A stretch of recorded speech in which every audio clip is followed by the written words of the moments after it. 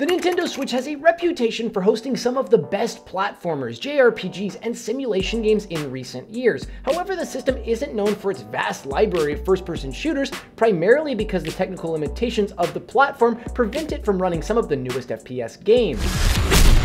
That is not to say that Switch owners don't have a wide variety of shooters to choose from though, so here are some of the best first-person shooters on Switch.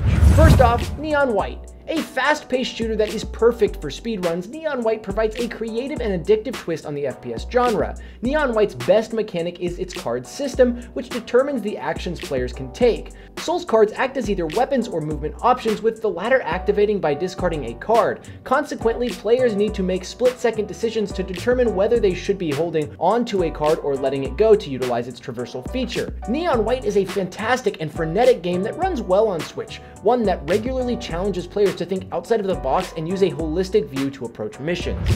Next up, we have Star Wars Dark Forces Remaster. This remaster exists to make Dark Forces more accessible to a contemporary audience, delivering a package that pays respect to its initial version while implementing just enough notable changes to justify the price tag. Even with the improved visuals and tweaked gunplay, this is still ultimately the same Dark Forces which was genre-pushing when it debuted. All things considered, the game has aged shockingly well, particularly the minute-to-minute gameplay. While certainly taking a few pages from the traditional Doom formula, Dark Forces emphasizes puzzles more than its contemporaries, and they are preserved in their frustrating glory by the remaster. Following that, Superhot. On the surface, Superhot appears to be a fairly standard experience with a clean, stripped-back aesthetic, something akin to Mirror's Edge, but that perception will be wiped away after a second of gameplay. Superhot's hook is time. While never completely stopping, enemies only move normally when the player takes action. Otherwise, the world is basically in suspended animation, albeit with a very slight forward momentum to put some pressure on the player. This mechanic changes Superhot from a traditional shooter into something closer to a turn-based strategy game,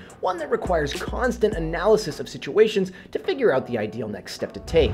Now, Bioshock the Collection. Containing all the Bioshock games and expansions, this collection offers great value for money, especially for newcomers who have never experienced this trilogy. 2007's Bioshock is rightfully regarded as one of the best games of the 2000s, garnering widespread praise for its brilliant world building, complex philosophical themes, and setting. Combat-wise, Bioshock is nothing too amazing, but it doesn't detract from the overall experience. Its sequels, Bioshock 2 and Infinite, are more polarizing, but their positives outweigh their negatives. Infinite's story is probably its strongest component, especially its handling of Elizabeth as a supporting character. As a setting, Columbia is also a nice change of pace from Rapture, especially since the latter was reused in Bioshock 2.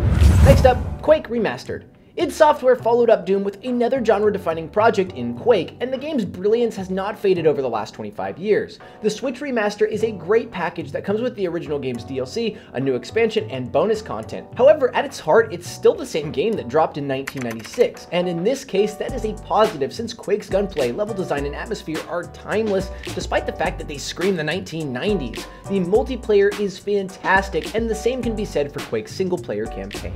And finally, Doom Eternal. Considered by many to be the most impressive port on the Nintendo Switch, Doom Eternal serves as an example of just how much can be done on a system with such limited hardware capabilities. The game runs at a steady 30 frames per second throughout the entire campaign and doesn't limit the experience in any way compared to the PC and console releases, aside from the downscaled graphics. The Switch version of Doom Eternal also includes the gyroscopic control option for aiming, which is certainly a welcome addition for all those preferring to play in handheld mode.